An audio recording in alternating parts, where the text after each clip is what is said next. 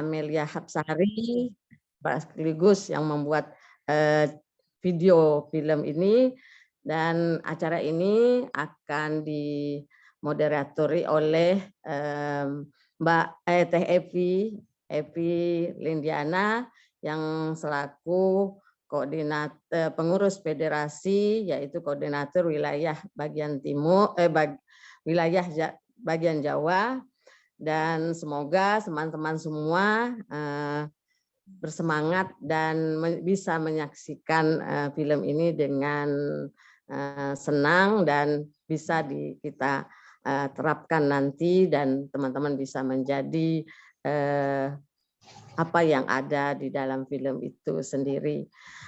Selanjutnya saya akan serahkan kepada Teh Evi sebagai moderator acara ini. Silakan Teh Evi, dan saya serahkan kepada Teh Evi. Baik, terima kasih kepada Ibu Madahlena yang sudah memberikan waktunya saya untuk menjadi moderator di acara nobar ini. Assalamualaikum warahmatullahi wabarakatuh. Salam sejahtera untuk kita semua. Terima kasih kepada Bunda Nani dan Asokanya, juga Yayasan Baka yang sudah memfasilitasi hingga terlaksananya nobar ini. Juga terima kasih kepada teman-teman yang sudah hadir dari semua kawasan. Sebelum saya menyapa Ibu narasumber, mudah-mudahan dengan meluangkan waktunya hari ini kita bisa mengambil makna dari film nanti yang akan diputar. Terima kasih juga kepada Mbak Amelia yang membuat film ini, sudah hadir di sini bersama kita untuk ya secara virtual. Senang sekali saya bisa kenal meskipun lewat Zoom ini.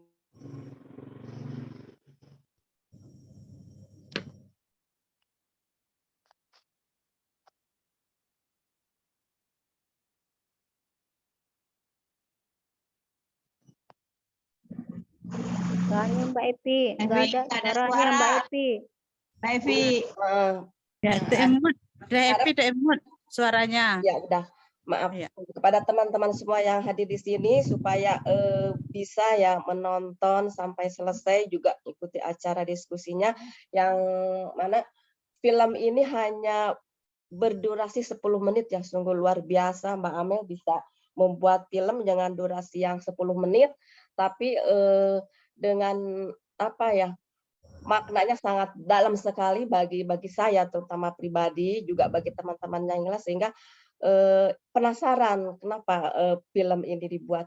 Dan nanti untuk dari sekarang mungkin kurang lebih 1 jam ke depan ya, kita akan juga setelah melihat film ini akan ada sesi diskusi juga dari teman-teman yang ingin bertanya atau juga memberi tanggapannya.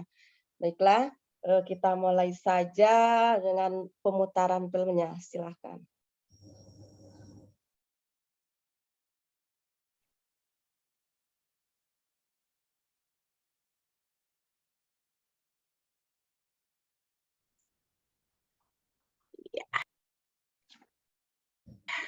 Terima kasih. Maaf ya, salah.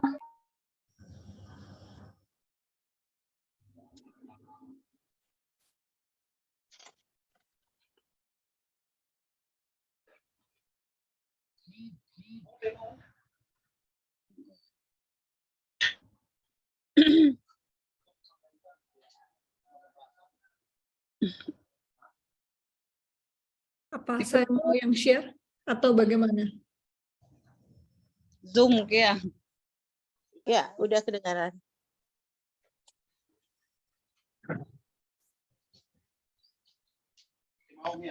Sana. Apakah saya mau yang share atau bagaimana, teman-teman? Ya, di-share. Bisa Mbak, bisa Mbak. Amel kalau udah jadi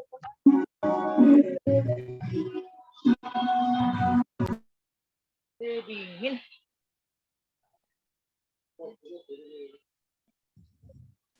Jadi bagaimana? Apakah saya mau share atau jangan? Boleh Mbak Amelia Boleh aja. Mbak, enggak apa-apa Oke, Mbak. siap-siap saya share. Ya, Mbak.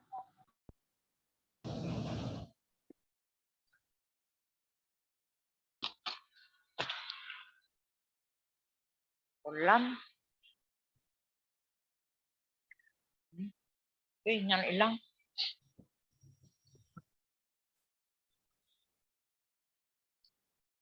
Siku ada sinyalnya. Waktu aku kecil, tidak ada yang pernah bercerita kepadaku tentang 1965. Aku tahu tentang 65 dari drama pemberontakan G30 SPKI di televisi dan buku sejarah di sekolah. Katanya kita itu, etnis Tionghoa, itu minoritas. Jadi lebih baik menerima. Kupikir juga begitu. Lebih baik menerima. Sampai aku bertemu Acung.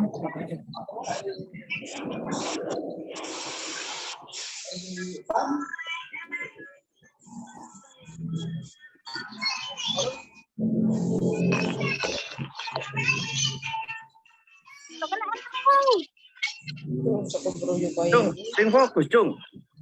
Lek gak fokus nanti fotonya blawur. Dicetak elek, kon. Putar fokus pelan-pelan aja. Nah, melayu itu fokusmu, Cung. Cung, rumah cetak iki.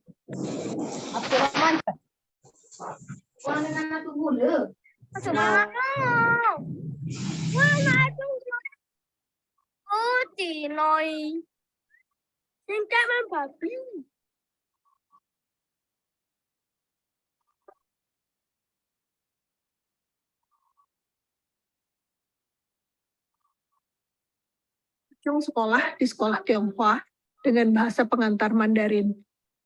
Acung senang pelajaran sejarah. Acung. Kahau. Akian. Lihat kamera sini ya. Yang paling ia sukai adalah cerita tentang Laksamana Cheng Ho. 1, 2, 3. Cheng Ho adalah Laksamana dinasti Ming yang berlayar ke Asia Afrika untuk berdagang tanpa pernah menjajah negara-negara yang ia kunjungi.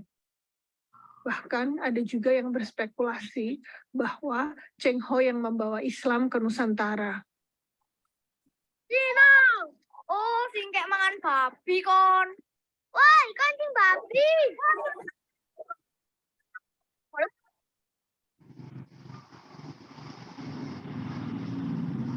Kita itu minoritas, Cung. Gak usah pakai protes. Terima aja.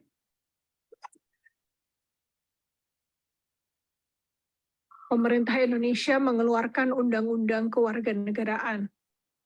Semua warga Tionghoa harus memilih menjadi warga negara Indonesia atau Tiongkok. Ayah Acung memilih menjadi WNI. Acung harus pindah dari sekolah Tionghoa ke sekolah negeri. Lalu terbitlah peraturan pemerintah nomor 10 yang melarang mereka yang masih warga negara asing untuk berdagang di desa. Di banyak tempat, PP 10 digunakan untuk mengusir orang-orang Tionghoa yang sudah lama tinggal di desa dan merampas toko-toko mereka.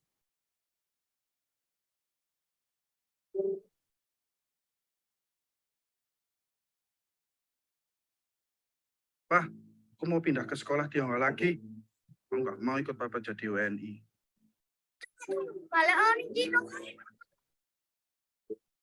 Pada tanggal 30 September 1965, Partai Komunis Indonesia dianggap telah melakukan pengambil alihan kekuasaan. Sejak itu, Partai Komunis Indonesia ditetapkan sebagai partai terlarang. Orang-orang yang dituduh komunis bisa ditangkap atau bahkan dibunuh. Karena Tiongkok adalah negara komunis, maka orang-orang Tionghoa di Indonesia banyak yang dituduh atau dicurigai sebagai komunis. Kecurigaan ini kadang digunakan untuk menangkap atau merampas hak-hak milik orang Tionghoa. Di tahun 1967, timbul rumor bahwa toko-toko milik warga Tionghoa di Pasuruan akan dirampas dengan paksa. Para pemilik toko dan orang-orang yang bersimpati beraksi dengan berdiri di toko-toko itu, sehingga toko mereka tidak bisa dirampas. Acung juga ada di sana. Di hari itu, petugas datang dengan membawa massa. Kata Acung, orang-orang itu bukan dari warga di situ. Acung ditangkap. Lalu dibebaskan setelah 5 hari.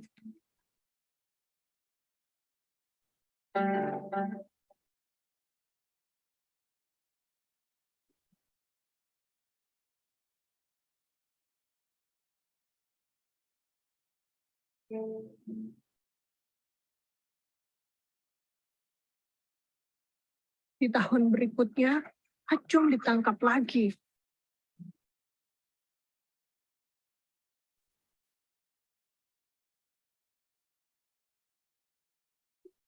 Acung dipukul dengan penjalin berkali-kali, berjam-jam, tanpa berhenti. Keluarganya tidak ada yang diberitahu dia ada di mana. Mereka baru tahu 1 tahun kemudian. Penjara Acung dikunjungi oleh Amnesty International. Baru sesudah itu, pemukulannya berkurang.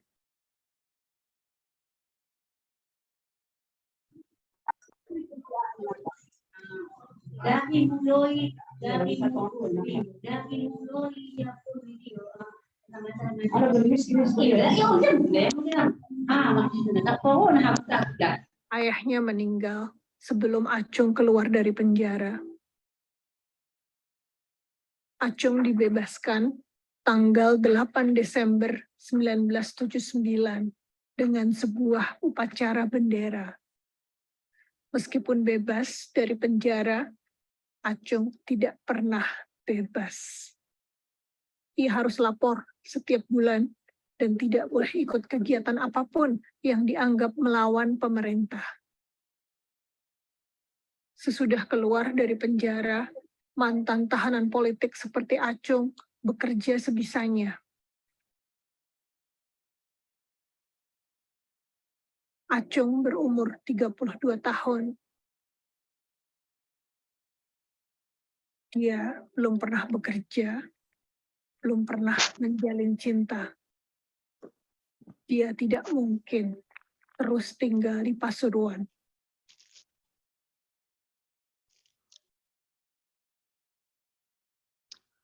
Ketika Acung tidak lagi datang melapor, toko pamannya sempat diobrak-abrik petugas. Tapi paling tidak, Acung tidak lagi dalam bungkaman dan tekanan. Setelah aku bertemu Acung dan mencatat kisahnya, aku juga tidak tahu sekarang Acung ada di mana. Orang bertanya kepadaku, kenapa cerita Acung masih harus diceritakan? Apa pentingnya? 65 kan sudah lama.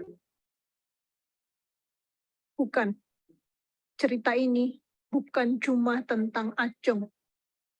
Juga bukan cuma tentang 500.000 orang yang dipenjarakan atau dihilangkan karena tuduhan gerakan komunisme di Indonesia. Bukan. Bukan cuma tentang 65.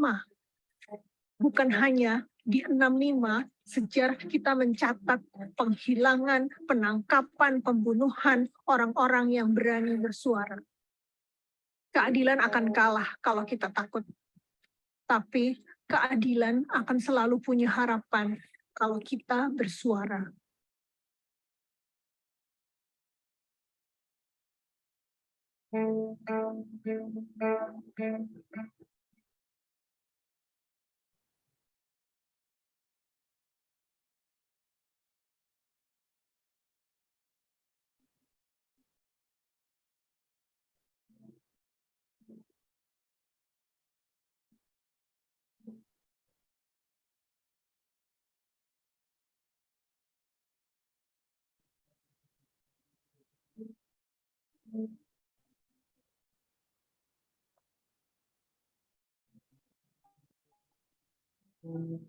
Suaranya hilang, Mbak. Sudah.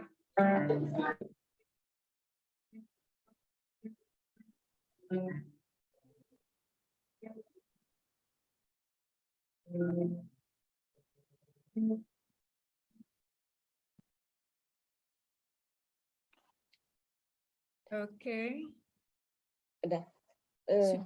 Ya. Ini makasih Bang. Apa ya?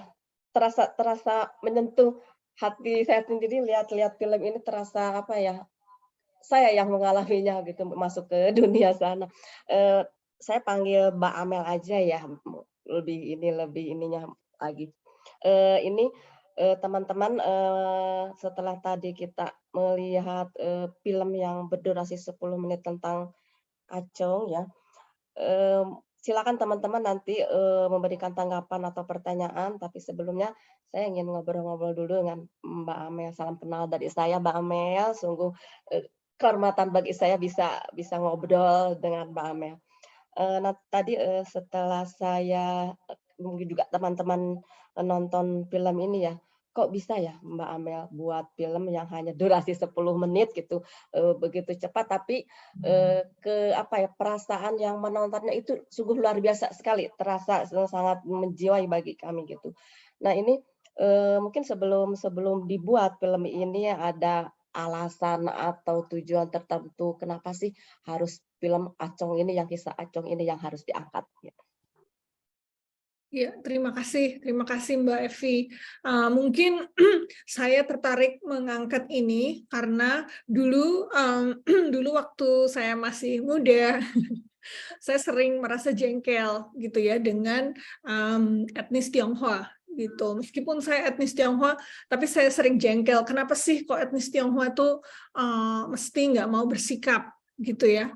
Kalau meskipun nih misalnya nih dari keluarga saya nih, misalnya mereka tahu ya ada kasus yang sudah jelas itu ketidakadilan ada di situ gitu, tapi mesti nggak mau terus kalau pemilu, kalau milih yang aman-aman, yang cari-cari dulu mayoritas yang mana nih mayoritas, supaya jangan sampai milih yang minoritas kayak gitu. Kemudian nggak mau berpendapat, nggak mau, pokoknya kayaknya kok kalau saya ya kalau salah ya bilang salah gitu. Kenapa kok harus takut?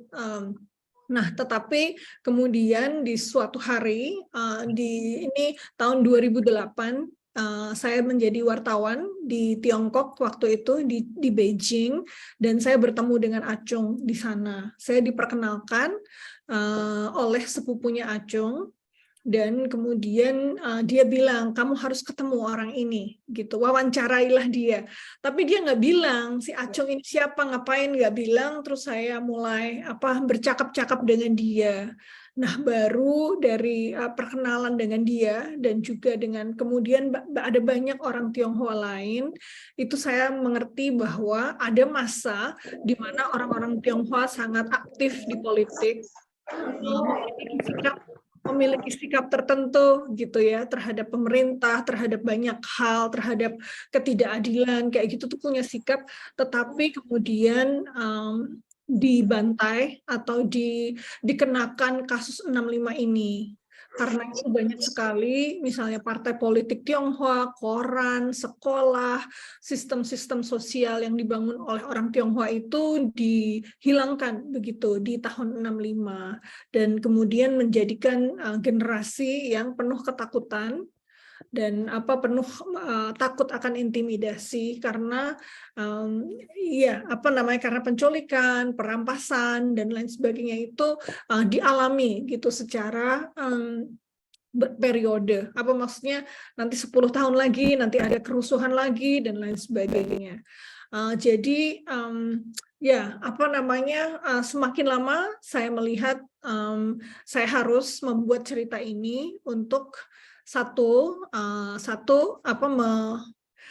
bukannya menghilangkan diskriminasi, tapi menyatakan gitu bahwa etnis Tionghoa itu pernah dia turut serta aktif dalam politik dan berani bersuara, tetapi kemudian sempat dibungkam gitu. Tapi bukan hanya untuk memperjuangkan hak-hak etnis Tionghoa. Itu yang saya dari dulu saya nggak mau kalau misalnya saya sebagai orang Tionghoa hanya memperjuangkan etnis Tionghoa saja.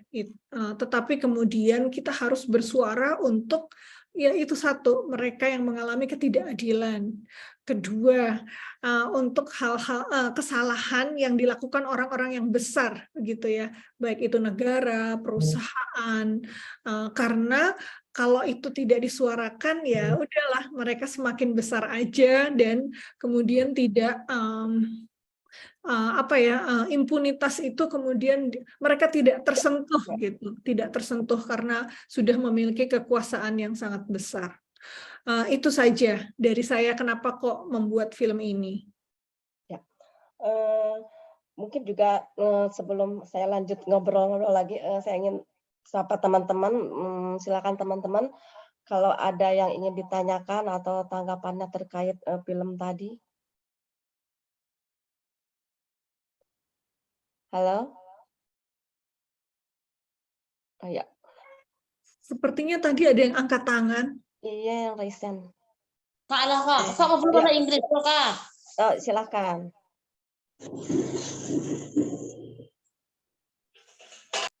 Silakan, Bu.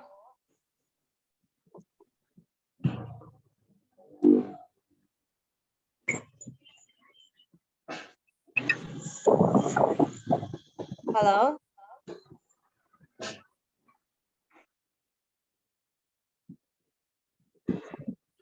Ya, mungkin jaringannya. Mungkin dari ya Ibu Ida Ayu Rusmarina. Ya, terima kasih Mbak. Jadi saya terenyuh sekali melihat film yang Mbak buat. Jadi luar biasa. Memang ya dalam era sekarang itu sekarang kan sudah mulai ada kebebasan. Sebaiknya sekecil apapun masalah itu harus kita koordinasikan. Dan kita harus berani berbicara. Kita jangan menganggap bahwa perempuan itu tidak punya hak. Nah, itu yang pertama. Yang kedua, saya ingin menanyakan si Acung pada saat itu kan dia dalam keadaan tidak punya apa ya di kampungnya. Bagaimana dia bisa pergi ke suatu daerah, terutama ke luar negeri, ya?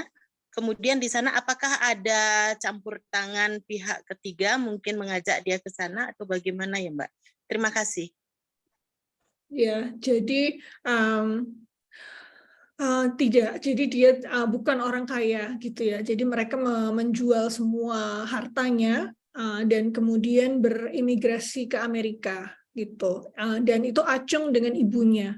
Karena ya di cerita itu memang saya tidak gambarkan ibunya, tetapi sebetulnya ibunya adalah yang mendukung Acung dan kemudian ketika Acung di penjara itu ibunya satu-satunya yang menjenguk dia. Nah, ayahnya kan kemudian meninggal ya karena sebelum Acung keluar dari penjara, kemudian mereka berimigrasi ke Amerika dengan menjual semua apa yang mereka miliki dan di sana pun di Amerika itu mereka jadi Acung mulai sebagai buruh yang sangat jadi dia bersih-bersih di rumah sakit itu kerjaannya sampai akhir hayatnya pun ya dia dia kelas pekerja begitulah di sana gitu ya dan mungkin ya ini saya belum juga tidak saya masukkan di dalam cerita.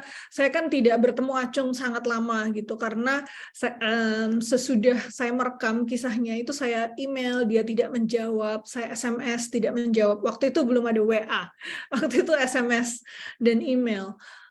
Nah kemudian sebelum film ini launching itu saya mencari dia gitu, saya berusaha untuk tanya ini filmnya oke apa enggak gitu kan, karena ini kan bagaimanapun ceritanya dia gitu. Akhirnya kayak sekitar 2 minggu sebelum launching saya berhasil menemukan dia. Ternyata ada kenalan begitu dari keluarga saya yang ternyata kenal dia dan dia itu ternyata ibunya baru saja meninggal. Jadi 10 tahun terakhir, Teman-teman mohon di-mute ya. ya 10 tahun terakhir Ibu Acung itu terkena Alzheimer. Itu penyakit yang ingatannya menurun dan kemudian ya kehilangan kemampuan untuk ini ya, tahu dia sekarang ada di mana dan lain sebagainya. Dan kemudian meninggal sebelum pandemi. Nah, ibunya itu ingin agar jenazahnya dibakar, kemudian abunya itu dibawa pulang ke Indonesia.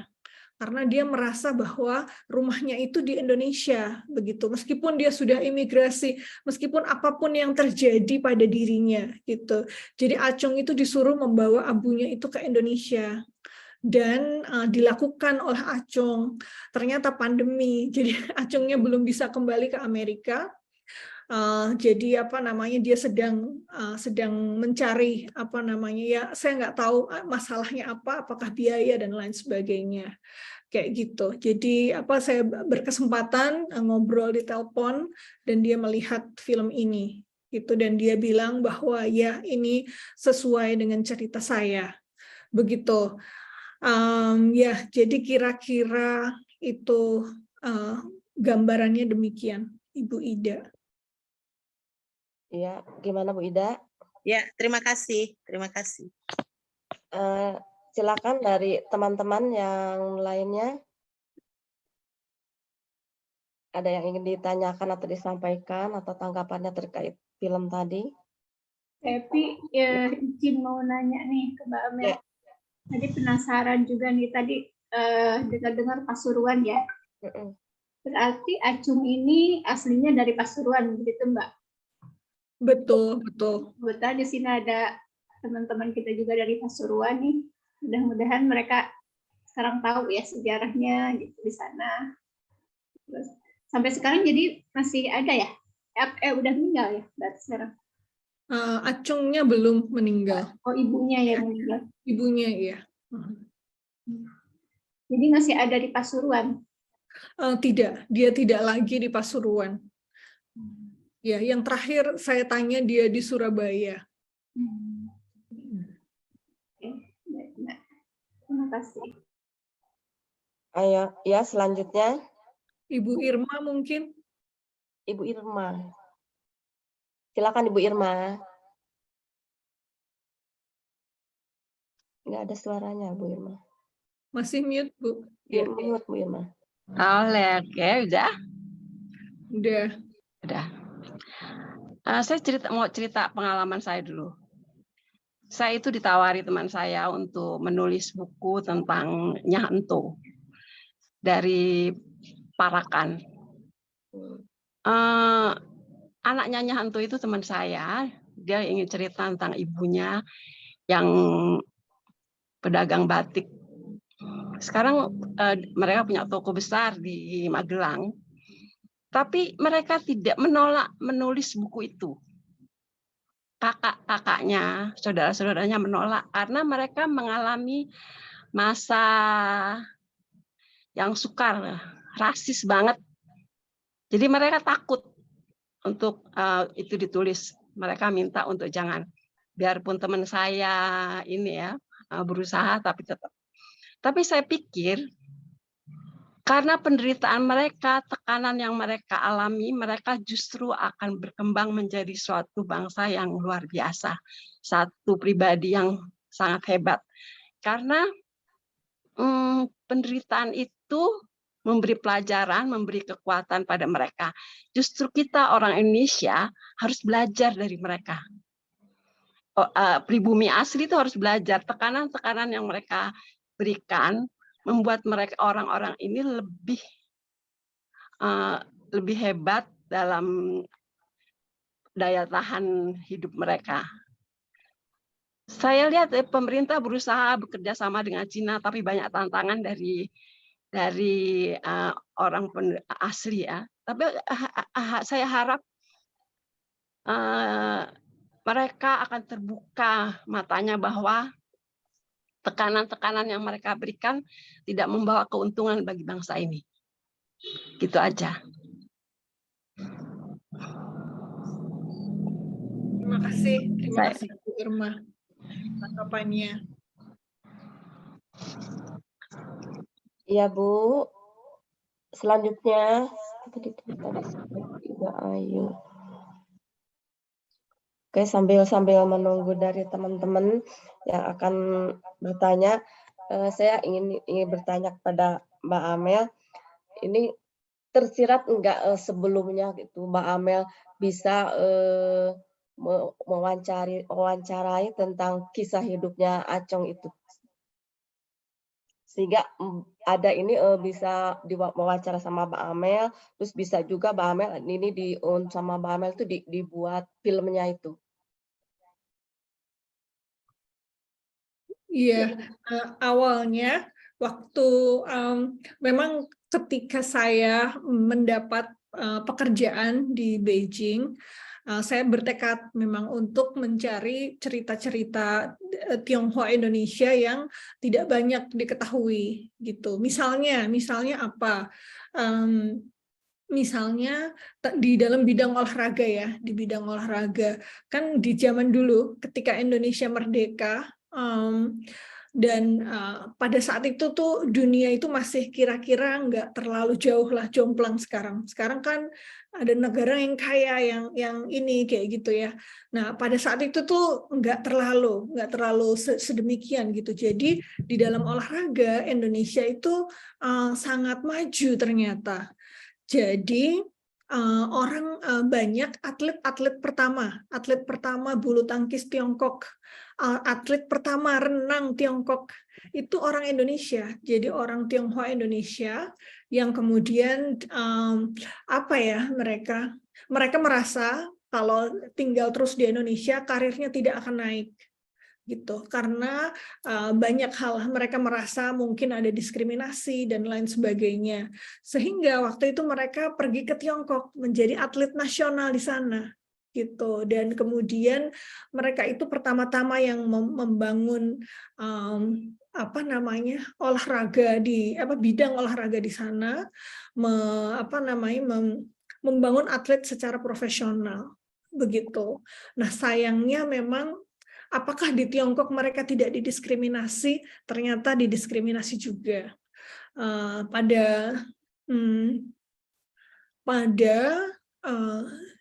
Jadi begini, di sana itu kan juga negara Tiongkok itu negara komunis ya. Jadi kalau punya uang itu dianggap borjuis dan dengan demikian dianggap adalah lawan dari rakyat. Kalau punya pendidikan itu juga dianggap borjuis gitu, sehingga itu juga harus dicurigai sebagai musuh rakyat. Nah, sedangkan orang-orang ini terus punya hubungan dengan luar negeri, ya kan orang Tionghoa Indonesia kan berarti punya hubungan dong dengan keluarganya di sini. Itu juga patut dicurigai begitu, karena ada kemungkinan menjadi mata-mata atau musuh rakyat lagi-lagi. Jadi di sana terus ada sebuah masa juga di China yang disebut revolusi kebudayaan, di mana semua orang yang memiliki pendidikan, yang memiliki uang, yang memiliki tabungan, bahkan memiliki tabungan itu dianggap borjuis gitu ya.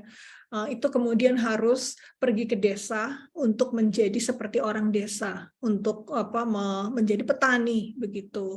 Nah ini kemudian juga mendiskriminasikan amat banyak orang-orang Tionghoa yang Indonesia yang memilih untuk mereka bilang kembali ke Tiongkok gitu. Jadi bagi saya sisi sejarah ini menarik, makanya kemudian saya mencari orang-orang ini gitu, dan kemudian mencari cerita-cerita ini. Makanya kenapa kok bisa terhubung gitu ya, karena sejak beberapa tahun memang berusaha bertemu dengan orang-orang ini dan mereka masih bisa berbahasa Indonesia. Mereka itu bahkan saya sangat terharu ya, misalnya datang gitu ke rumah mereka masih mendengarkan lagu kayak Bengawan Solo kayak gitu yang diputar di rumahnya, karena mungkin semakin tua itu orang semakin merindukan rumah gitu ya, dan itu kan lagu-lagu ini, makanan dan lain sebagainya itu adalah makanan mereka ketika kecil, lagu-lagu mereka ketika masih muda, ketika kecil gitu, sehingga ketika tua itu mereka ingin itu kembali hadir gitu dalam kehidupan mereka. Jadi cerita-cerita ini saya sangat sangat terkesan, dan makanya kemudian bertemu Acung karena mencari cerita-cerita ini. Jadi peristiwa yang dialami oleh orang Tionghoa tidak terjadi di kita aja di Indonesia, ternyata di negara juga terjadi seperti itu. Nah ini saya seandainya kita ada di sana pada saat itu mungkin akan lebih gimana gitu. Ini hanya nonton filmnya aja, saya sendiri sudah merasa hati saya greget gitu ya. Ini saya yang ketujuh yang lihat film putar ini karena terus tergiang terus Mbak. Akhirnya saya ngobrol juga sama Teh Ai, saya putar lagi gitu. Perasaan saya, seolah-olah saya yang tadi kepada diri saya gitu. Ini Mbak ada ini yang di chat ya, yang menanyakan sebenarnya sejauh mana usaha yang dilakukan oleh kawan-kawan aktivis HAM dan pemerintah kita untuk memulihkan nama baik mereka, katanya itu. Iya. Nah, jadi memang pada akhirnya kemarin tahun ini ya Presiden Jokowi mengakui adanya pelanggaran hak asasi manusia berat terhadap orang-orang yang dituduh ikut gerakan komunisme. Jadi itu sudah diakui negara. Nah, tetapi sayangnya kan ini baru diakui ya. Sedangkan pemulihan nama baik itu belum dilakukan secara resmi oleh pemerintah.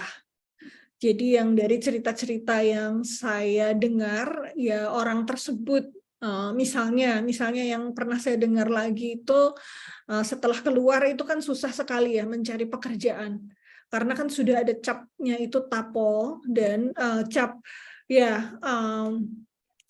ET, tapol itu di KTP, sehingga itu mau kemana saja sangat sulit gitu.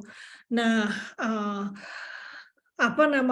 pemulihan nama baiknya itu sangat gradual, sangat pelan-pelan sekali, dan sangat bergantung kepada orang-orang yang masih berempati, masih tahu bahwa orang ini sebetulnya bukan orang jahat, gitu ya. Terus kemudian memberikan pekerjaan begitu. Tapi yang lebih banyak lagi menurut saya yang kemudian harus di sektor swasta, misalnya kemudian berjualan, yang Acung bilang itu ya pada akhirnya mereka menjadi buruh kasar atau berjualan di pasar. Kalau dari orang-orang Tionghoa yang saya ketahui ya pada akhirnya harus mau nggak mau berjualan atau apa yang tidak ada hubungannya dengan pemerintah, karena nggak mungkin jadi pegawai negeri, nggak mungkin jadi guru, dan itu pun anak-anaknya pun terimbas, tidak hanya orang tuanya yang masuk gitu, sehingga mereka harus mencari hal-hal yang tidak ilegal tapi kemudian tidak berhubungan dengan pemerintah, begitu. Ini semua yang tadi itu ya, memang untuk kita untuk mencari keadilan itu tidak hanya jangan diam saja, karena keadilan tidak mungkin datang kalau kita diam saja, seperti juga yang dilakukan Acung itu. Nah ini terkait dengan film itu juga, dan juga dikaitkan juga dengan kita ibu-ibu peka ini, ada yang dari dulu sampai sekarang masih berjuang untuk memperoleh keadilan tentang hak-hak perempuan juga, ingin juga setara gitu. Bagaimana menurut Mbak Amel keadilan yang diperjuangkan Acung dan juga dikaitkan dengan keadilan yang diperjuangkan oleh teman-teman ibu peka sekarang ini? Iya, betul. Ya, justru harapan saya adalah kita ya yang sedang memperjuangkan sebuah keadilan gitu ya, atau ingin menyuarakan sesuatu yang sepertinya tuh ditahan gitu ya, di blok. Nah, memang kita harus bersama-sama gitu, dan ini juga kenapa saya sangat berbahagia sekali di Ashoka, karena kemudian bisa terhubung dengan ibu-ibu PK, kemudian seharusnya itu kita sama-sama bahwa menyuarakan bahwa masih ada loh ketidakadilan. Kalau bagi saya ketidakadilannya ini, tapi mungkin bagi Anda lagi ketidakadilannya itu yang lain, tapi kita harus saling bersolidaritas dan sama-sama menyuarakan dan jangan takut dan saling saling mendukung isu satu sama lain. Meskipun isunya beda, tapi sebetulnya yang dilawan itu kan sama. Baiklah, masih ada dari teman-teman yang ingin bertanya atau memberikan tanggapannya, silahkan. Masih ada waktu. Ya, Kak Mada. Ya, ini Mbak Amel, kebetulan saya ini orang Kalimantan Barat, ya. Di Kalimantan Barat ini banyak sekali orang Tionghoa, dan di mana di sini juga sudah banyak yang mereka sudah ada yang menikah dengan orang pribumi di sini gitu kan, dan merasa bahwa mereka itu adalah orang di sini gitu, orang merasa sudah mencintai Indonesia. Apakah yang ingin saya tanyakan, apakah mereka itu yang seperti si Acong tadi yang diajak oleh ayahnya menjadi WNI itu bisa juga dilakukan oleh teman-teman kita di sini gitu. Dia karena sudah merasa merasa mencintai Indonesia, dan di sini juga terutama di daerah Singkawang itu juga wali kotanya sudah orang Tionghoa, tapi orang Indonesia juga sudah berbaur dan merasa orang Indonesia orang Tionghoa itu adalah bagian dari mereka juga, karena mereka lahir dan dibesarkan sudah dari nenek moyangnya juga terlahir dari di sini, sehingga mereka merasa Indonesia adalah bagian dari negara dan tempat tinggalnya. Apakah mereka itu adalah sudah bagian atau sudah disah menjadi WNI gitu loh Mbak? Itu saja sih dari saya. Terima kasih. Ya, terima kasih banyak pertanyaannya. Ya, saya mungkin tidak bisa menjawab, ya kan, karena orang Tionghoa itu sangat banyak dan kasusnya beda-beda, ya kan, kasusnya beda-beda. Ada memang yang WNA sulit sekali untuk menjadi WNI, tapi ada juga yang WNA tetap mau WNA, dia nggak mau pindah ke WNI. Ada. Kemudian yang saya dapati sekarang, seringkali saya ditanya, terus bagaimana tuh Mel, orang-orang ada perusahaan Tiongkok misalnya yang kemudian bawa pekerja ke sini, kemudian mereka jadi WNI, terus kita harus bolehkan, kayak gitu, banyak yang tanya kepada saya. Nah, bagi saya begini ya, sesudah ada peraturan ya ikut peraturan saja, begitu. Peraturannya boleh apa enggak? Gitu kan, kalau seandainya tidak membolehkan ya berarti ya nggak boleh gitu, tapi kalau petugasnya mau disuap dan lain sebagainya ya itu kan salah petugasnya gitu kan. Nah, tentang orang-orang WNA yang sudah lama gitu ya, sudah beranak pinak di sini dan lain sebagainya, nah itu sebetulnya satu, apakah mereka menaati peraturan apa enggak, ya kan? Kalau enggak menaati peraturan, pokoknya kita ikut hukum, dan kemudian kalau dia memang mau menjadi WNI, ya kenapa tidak, gitu kan? Kan dia bayar pajak dan lain sebagainya, memberikan kewajiban dan juga hak sebagai warga negara, gitu. Kalau saya, pendapat saya demikian. Saya kenal seorang, banyaklah cerita-cerita ya, bapak-bapak begitu, dan sudah lama di Indonesia. Betawi pula, maksudnya udah nggak bisa ngomong Mandarin, pokoknya udah Betawi seperti orang Betawi saja. Tapi dia nggak mau disuruh masuk WNI itu nggak mau. Dia bilangnya gini, kita mah Cina ya Cina aja udah. Nah kayak gitu ya. Jadi itu kan beda-beda setiap orang gitu. Jadi saya tidak bisa juga memaksakan, ya kan? Yang penting kalau dia tinggal di Indonesia harus ikut peraturan, membayar pajak dan lain sebagainya seperti kalau dia WNA ya seperti orang asing, ya kan? Kan orang asing juga tetap ada pajak dan lain sebagainya, harus tetap mengikuti peraturan, dia tidak boleh mencuri, tidak boleh ini, tidak boleh itu. Bagi saya sih seperti itu Ibu Madalena. Nah, tapi memang ada negara-negara yang tidak mengambil kebijakan seperti Indonesia. Misalnya kalau kita pergi ke Thailand atau ke Filipina, itu sangat banyak juga sebetulnya perantauan Tionghoa. Tapi karena sejak awal nggak pernah didiskriminasi, mereka nggak pernah merasa bahwa ya saya tuh orang Thailand. Nggak ya tapi kamu kan orang Chinese Thailand kan. Iya, tapi ya karena semuanya dikasih kewarganegaraan pada satu saat ya. Kemudian sesudah itu baru yang baru yang dianggap orang asing gitu. Jadi itu setiap negara memiliki kebijakan yang berbeda. Di Indonesia itu sayangnya kadang kebijakan itu tadi undang-undang kewarganegaraan itu digunakan untuk kemudian merampas gitu, terus ngusir dengan cara yang tidak berperi kemanusiaan.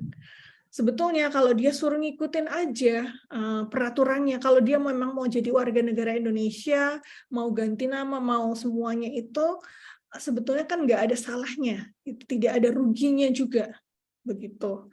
Cuman kita yang perspektifnya itu nggak mau, mereka itu bukan orang kita, gitu. Itu sih, Ibu Madalena. Satu lagi Mbak, kalau yang menikah campuran gitu Mbak, bagaimana itu status anaknya itu? Ya, itu mesti ditelusuri undang-undang kewarganegaraannya. Setahu saya menikah campuran dengan orang asing, setiap anaknya masih bisa menjadi warga negara Indonesia sampai usia 18 tahun. Sesudah usia 18 tahun, kalau dia memilih menjadi warga negara Indonesia, nanti dia menyatakan, terus dia punya KTP dan lain sebagainya. Tapi dia tidak bisa memiliki dua kewarganegaraan sesudah dia umur 18. Setahu saya begitu. Terima kasih, Mbak. Ya, masih ada Kamada? Udah sih. Ini masih ini ya, sebelum yang terakhir ada yang raisan dari siapa itu? Ibu Rosdiana dari Dompu ya. Silakan Bu. Ya. Pertanyaan terakhir ya. Baik, Assalamualaikum Bu. Nah, selamat siang Mbak Amel. Ya. Terima kasih sudah dibagikan cerita film yang menurut saya sangat luar biasa Bu. Jadi kita disadarkan lewat film ini banyak sekali hal yang bisa kita petik dari film singkat ini yang menurut saya singkat sekali tapi maknanya sangat banyak Bu. Misalnya kayak tadi minoritas itu kan terkadang terjadi juga tidak hanya lewat etnis dan sebagainya, tapi dengan pribumi itu bisa juga terjadi Bu hal-hal demikian. Nah kemudian yang ingin saya tanyakan di sini nih Mbak Amel, menurut Mbak Amel kita ini kan gerakannya ini kan gerakan peka Bu, misalnya kita maulah mengupayakan hal-hal demikian. Nah, menurut Mbak Amel, upaya apa yang harus kita lakukan nih, yang harus kita galangkan supaya penyadaran terhadap diskriminasi seperti ini itu tidak, istilahnya minimal Bu, tidak sering tumbuh terus, tidak terjadi lagi di kalangan misalnya kayak kita juga. Kadang kan kita sebagai wanita itu di tengah-tengah pria itu juga kan misalnya terjadi juga hal-hal demikian Bu. Dianggaplah karena minoritas jadi suara kita itu tidak didengarkan, jadi seperti itu. Jadi peka juga sudah memberikan banyak pelajaran juga di lewat kegiatan-kegiatan itu benar-benar disuarakan. Kalau ini pertanyaan tadi, gimana upaya apa yang harus kita lakukan, Bu, supaya ada peningkatan lah, lebih enak lagi, lebih berkembang lagi kita sebagai kader di situ. Baik, terima kasih Mbak Amel. Ya, terima kasih Bu Rosdiana. Ya, senang sekali saya pertanyaannya ini pertanyaan yang bagus. Terus kita harus ngapain, gitu kan? Jadi setiap nonton film pada akhirnya kita tanya, lalu kemudian kita bagaimana? Nah, ya memang kalau saya ditanya, pastinya yang pertama saya juga perempuan kan ya Bu. Jadi dan saya mungkin bagi saya begini, di mana ada kesempatan kita bersuara, tapi kan pastinya nggak bisa ya. Misalnya saya tidak pernah mencari perkara gitu, bertengkar gitu dengan orang-orang yang di atas meskipun mereka berbeda pendapat dengan saya. Misalnya begini, kalau saya berpendapat, memang kita sudah didiskriminasi, tapi kemudian bagi saya itu tidak boleh untuk saya mendiskriminasi balik gitu. Misalnya ya kan, orang Indonesia kan mendiskriminasi saya, kalau gitu besok-besok saya ketemu mereka ya udah saya juga cuekkan mereka, saya nggak mau ajak berteman begitu. Nah, bagi saya enggak, bagi saya justru untuk memecah ini kebencian gitu, ke diskriminasi itu biar saya berkewajiban untuk menunjukkan bahwa saya pun tidak ingin mendiskriminasi orang lain, begitu ya. Sehingga saya selalu berteman, saya selalu dalam kehidupan saya tidak mau membeda-bedakan gitu antara teman yang orang Tionghoa atau bukan, kayak gitu. Nah, kadang itu nggak sesuai mungkin dengan pendapat orang lain gitu. Nah, saya tidak mencari perkara gitulah ya. Pokoknya kita memilih lahan perjuangan kita lah. Kalau lahannya itu bukan di meja makan, pas pesta pernikahan ya jangan, nggak usah di situ gitu. Tapi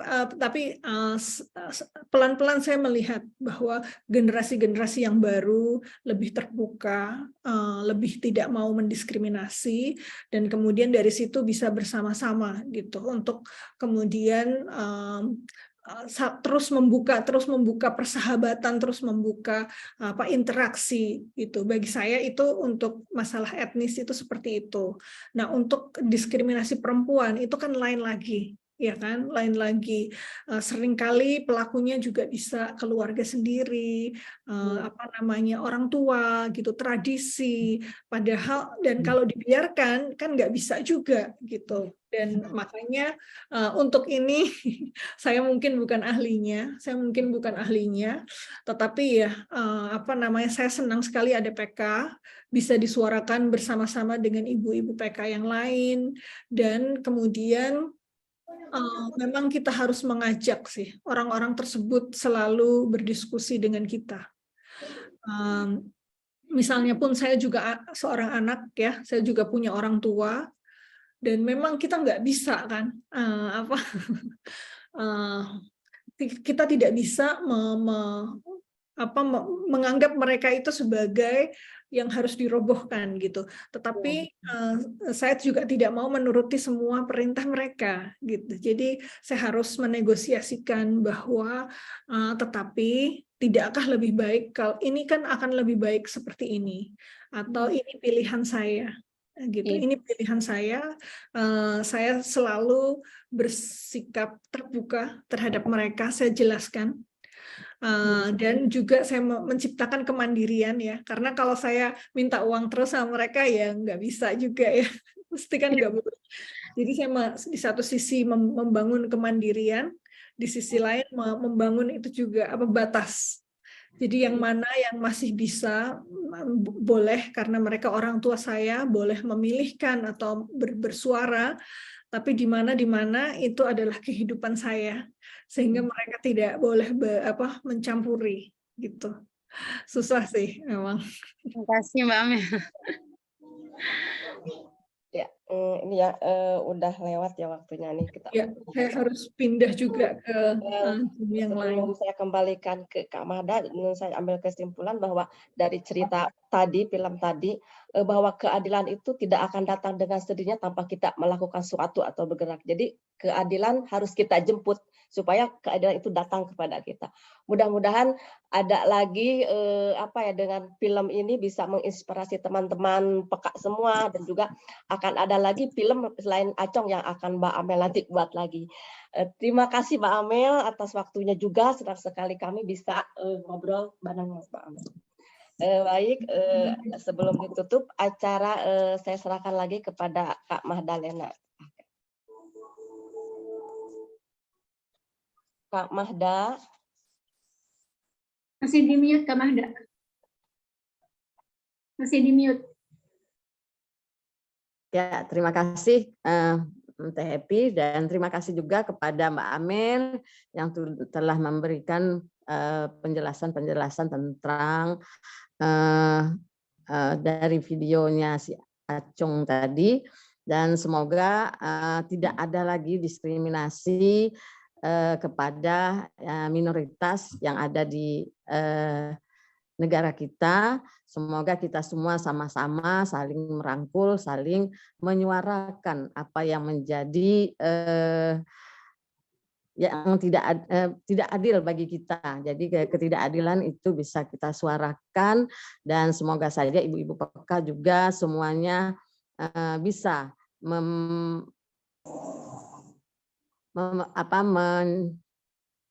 menerapkan atau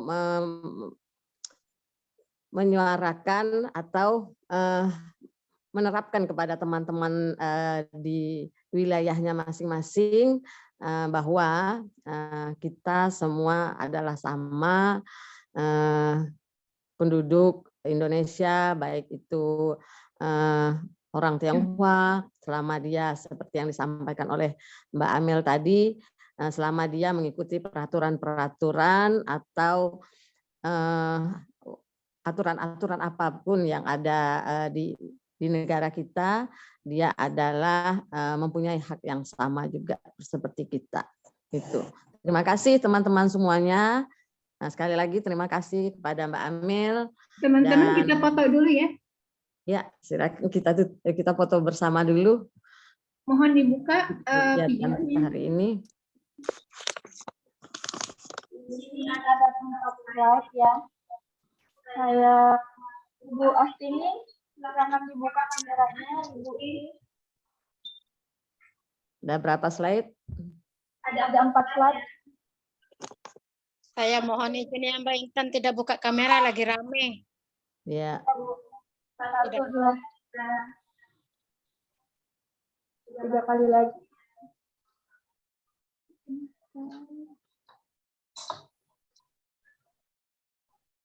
Slide kedua. 1, 2.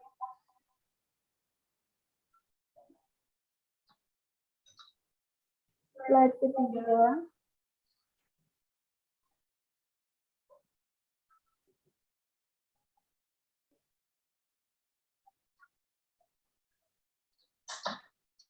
Slide terakhir.